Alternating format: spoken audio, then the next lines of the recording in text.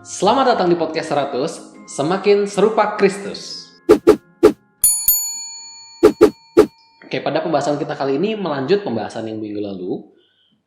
Terakhir kita membahas bagaimana Musa lebih memilih untuk tinggal bersama bangsa Israel karena imannya sama Tuhan.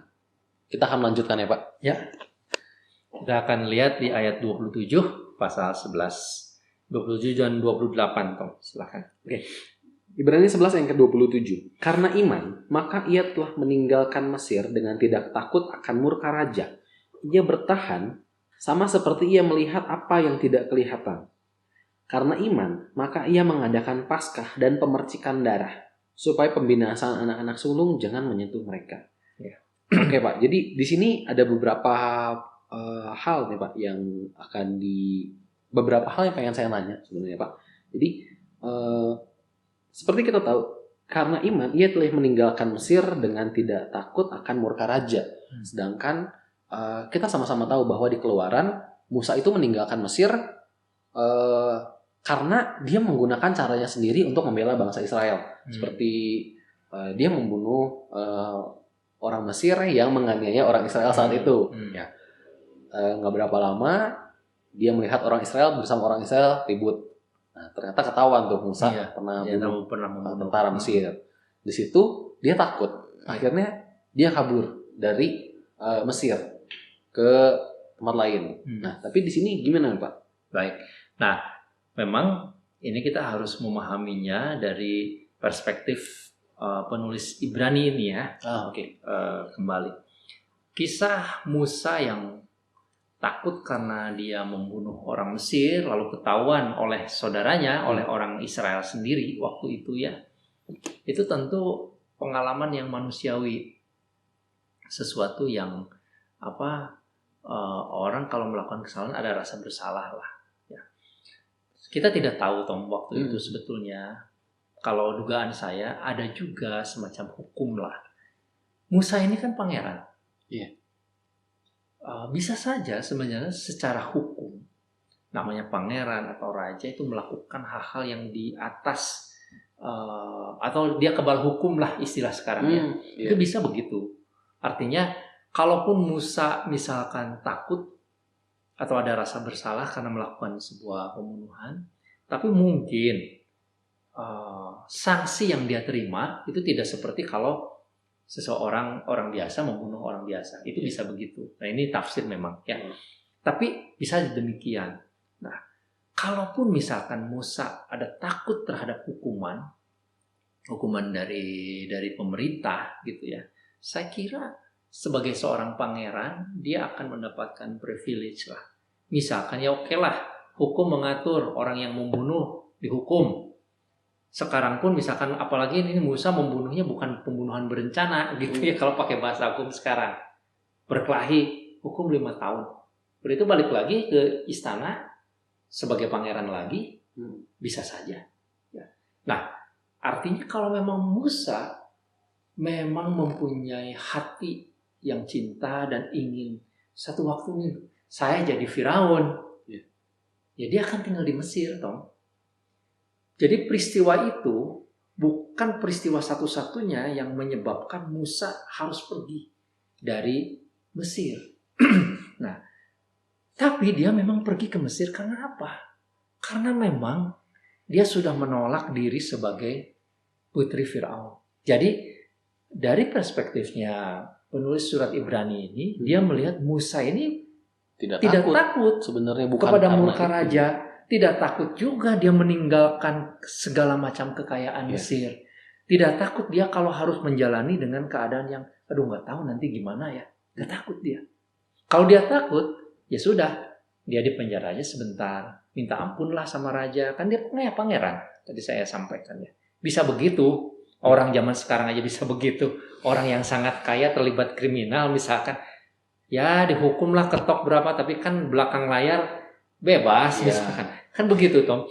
Apalagi ini raja sebuah kerajaan yang pada waktu itu orang gak ngeributin HAM lah gitu kan ya. Jangan pakai kacamata kita sekarang gitu ya. Waktu itu kan gak ada HAM apa, raja semaunya. Jadi yang ditakutkan oleh Musa itu sebetulnya, atau yang ditulis di sini yang jadi isu itu, apa Musa takut tidak meninggalkan Mesir? Dalam hal ini Musa tidak takut, gitu. Bahkan kemudian ia bertahan. Iya. Ya. Ia bertahan seperti ia melihat apa yang tidak kelihatan. Oke, ia bertahan di mana? Ia bertahan dari apa sebenarnya? Kalau saya membaca, dia bertahan untuk tidak kembali ke Mesir. Apakah tidak ada kesempatan dia pulang? Oke lah, dia pergi misalkan. Lalu nelangsa ya, memang kan kejadiannya begitu. Dia kemudian pergi, lalu sampai di Midian, di kitab Keluaran tuh dia diceritakan juga bagaimana Musa akhirnya jadi orang Midian dan lain sebagainya. Apakah pada fase itu tidak pernah ada misalkan orang yang mencari Musa ya dari perintah dari kerajaan Mesir misalnya? Mungkin saja. Walaupun ini tentu imajinasi lah ya Tom ya. Tapi mungkin saja Musa sebagai seorang yang paling cerdas, mungkin panglima tentara gitu ya. Dia ngerti strategi militer dan ini orang yang sangat potensial. Sayang kalau pindah ke negeri orang lain. Ya mungkin dia saja dicari, tapi dia bertahan, tidak mau balik. Yang pasti karena dia adalah keluarga kerajaan, kalau hilang ya pasti cari. Ya. Nah di sini ia bertahan tuh dari dia tidak mau kembali lagi ke Mesir. Tidak ada cerita Musa kembali lagi ke Mesir, ya kan? Dia tetap bertahan seperti ia melihat apa yang tidak kelihatan. Dia seperti melihat sesuatu. Saya memang pokoknya harus keluar dari Mesir. Mesir ini bukan hidup saya. Mesir bukan masa depan saya. Saya sekarang percaya kepada Allah Abraham, Allah Ishak, Allah Yakub. Ya, pembunuhan yang dulu mah itu trigger lah. Ya, trigger aja dia untuk bisa keluar dari negeri itu. Ya, karena dia mengharap sesuatu yang lebih tinggi, yang tadi dikatakannya yang lebih besar. Dan itu sepertinya roh Tuhan juga memang memenuhi hati Musa pada waktu itu ya, sehingga dia bisa melihat itu. Dan disitulah iman yang dimaksud. Ya.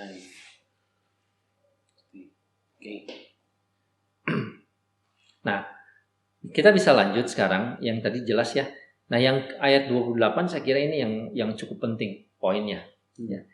Karena iman, ia mengadakan Paskah dan pemercikan darah. Nah, ini tentu kisahnya kalau di kitab Keluaran itu sesudah Musa berjumpa dengan Tuhan. Lalu Tuhan berulang-ulang mengatakan kamu melewati fase hidup sedemikian 80 tahun sebetulnya disiapkan untuk satu momen kamu harus membawa bangsa ini ke tanah yang dijanjikan.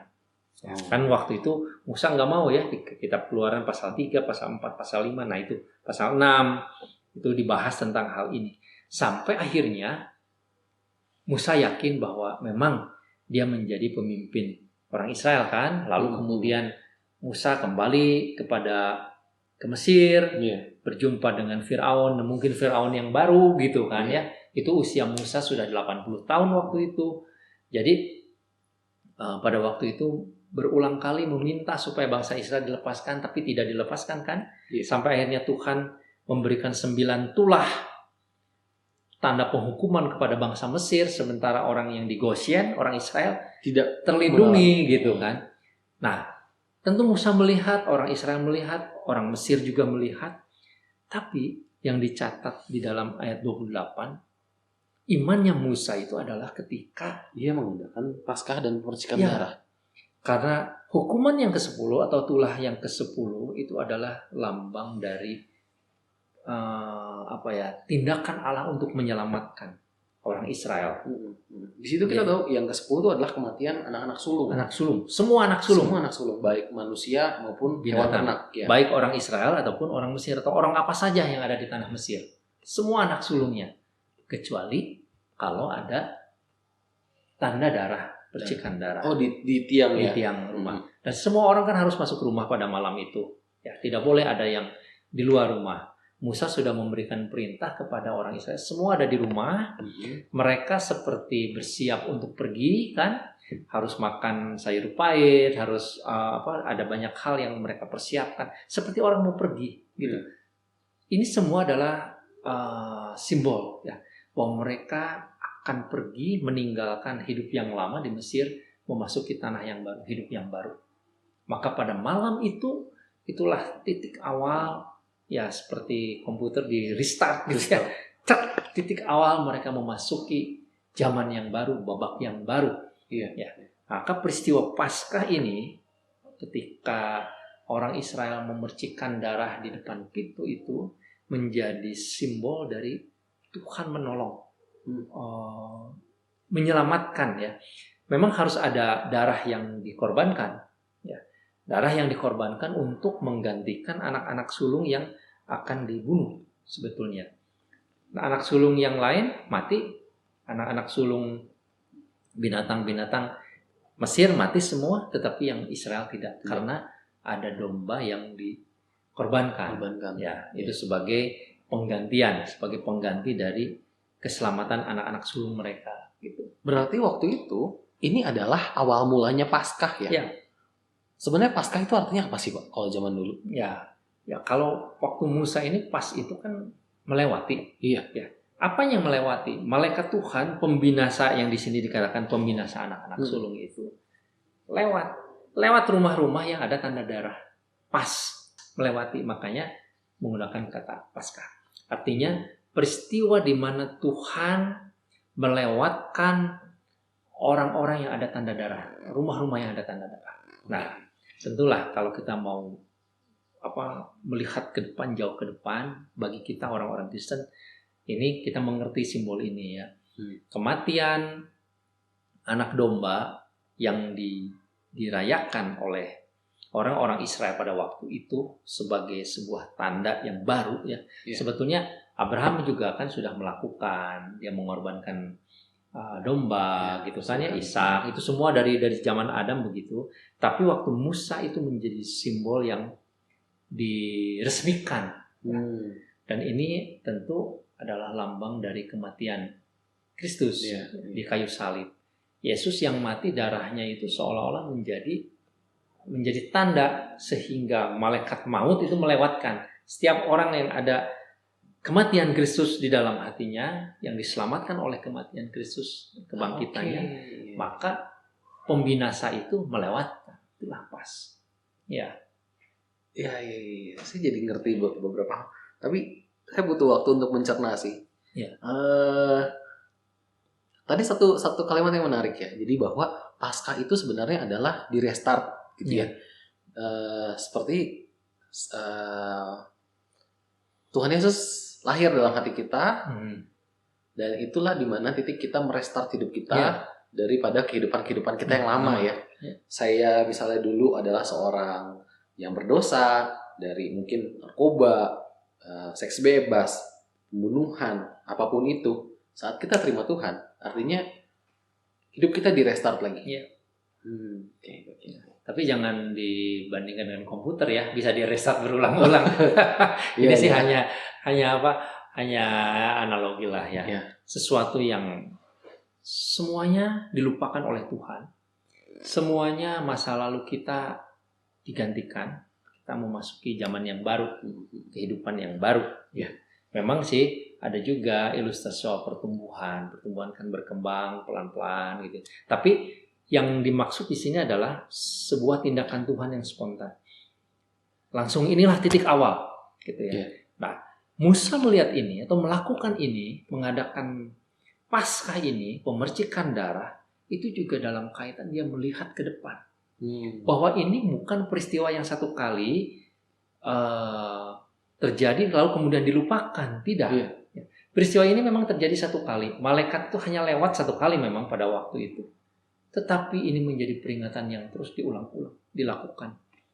Setiap tanggal yang sama, setiap tahun itu menjadi titik awal kalender orang Israel ya pada waktu itu. Karena nanti kita lihat nanti kaitannya ketika mereka kemudian pergi untuk melewati Laut Teberau dan lain sebagainya, itu juga simbol bagaimana Tuhan menyelamatkan mereka.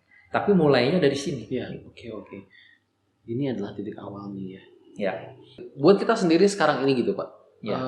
Paskah itu sebenarnya artinya apa? ini yang harus jelas mungkin saat ini ada kesempatan kita bahas ya. Kalau kita melihat Paskah dalam pengertian kejadian Paskah di Perjanjian Lama, itu kan keselamatan dari pembinasa anak-anak sulung. Ya. Lalu kemudian simbol ini digenapi oleh kematian Yesus. Sebenarnya kematian Tuhan Yesus itu adalah juga Paskah. Ya. Pada waktu itu jatuh pada hari yang sama peringatan Paskah orang Yahudi. Ya. Jadi Paskah Yahudi itu digenapi persis pada malam itu, itulah Paskah Yahudi, pada waktu itulah Yesus wafat. Ya, jadi sebetulnya kematian Yesus itu adalah Paskah. Nah, tetapi di dalam perkembangan selanjutnya di dalam teologi kekristenan, karena kematian Kristus dengan kebangkitannya itu adalah sebetulnya satu paket ya, sesuatu yang pasti harus terjadi sebagaimana kehendak Allah. Sudah kematiannya 3 hari kemudian dia bangkit ya. Nah, orang-orang Kristen lalu sering mengartikan kebangkitan Kristus itu sebagai Paskah. Nah, untuk membedakannya dari kematiannya, maka kita lalu membedakan kalau kematian itu kita sebut Jumat Agung ya. Dalam bahasa Inggris itu juga sering dibedakan begitu. Mungkin itu tradisi, tetapi sebetulnya itu rangkaian Paskah, kematian dan kebangkitannya. Sama seperti orang Israel, begitu keluar tidak kemudian binasa di luar. Begitu keluar lalu kemudian dia mendapatkan kemenangan. Ya, ada kematian, ada kemenangan, dan kebangkitan. Jadi Paskah itu pengertian begitu. Nah, tentu bagi kita orang-orang yang percaya yang sudah ditebus oleh Tuhan Yesus, kita percaya bahwa Yesus mati, disalibkan untuk menggantikan kita orang-orang yang berdosa sehingga kita diluputkan dari maut ya, dan juga kita beroleh kemenangan karena kebangkitan Tuhan ya. Maka peristiwa kematian dan kebangkitan Yesus itu menjadi tonggak sejarah dalam hidup kita. Karena itu peristiwanya 2000 tahun yang lalu, maka kita beriman kepada peristiwa itu, dan itu menjadi tonggak bagi kita juga saat ini kalau kita percaya. Ya, ketika kita percaya kepada Yesus yang mati dan bangkit, maka kita restart. Hidup kita berawal dari situ. Nah, itulah maknanya bagi kita. Ya, mungkin cukup sekian pertemuan kita kali ini. Terima kasih. Mari kita berdoa. Bapak, terima kasih Tuhan untuk pengertian firman-Mu yang hari ini ditambahkan semakin baru setiap hari. Aku berdoa Tuhan kepadamu Tuhan, biar setiap orang yang mendengar Tuhan pemberitaan firman ini mulai Engkau sentuh hatinya Bapa, di mana mereka udah bukan lagi hidup mereka yang lama Tuhan. Saat mereka menerima Engkau, saat mereka lahir baru, hidup mereka direstart. Setiap orang hari-hari ini yang kehilangan pengharapan, aku berdoa Tuhan, saat mereka mengenal Engkau, saat mereka menerima Engkau, biar ada pengharapan yang baru Tuhan yang daripadamu Tuhan. Setiap orang yang hari ini pernah mengalami hal buruk di masa lalunya, Engkau yang bereskan saat mereka terima Tuhan. Aku berdoa Tuhan kepadamu Bapa, untuk saudara-saudara kami yang di luar sana Tuhan, yang masih belum mengenal Engkau Bapa, yang belum menjadikan Engkau Yesus sebagai Tuhan dalam hidupnya Bapa. Aku berdoa Tuhan, ada keselamatan yang daripada Engkau Tuhan, seperti Engkau menyelamatkan bangsa Israel dahulu Bapa dari bangsa Mesir Tuhan. Mengucap syukur Tuhan dalam nama Yesus Kristus. Haleluya Tuhan. Amin. Amin. Terima kasih, Tuhan Yesus memberkati.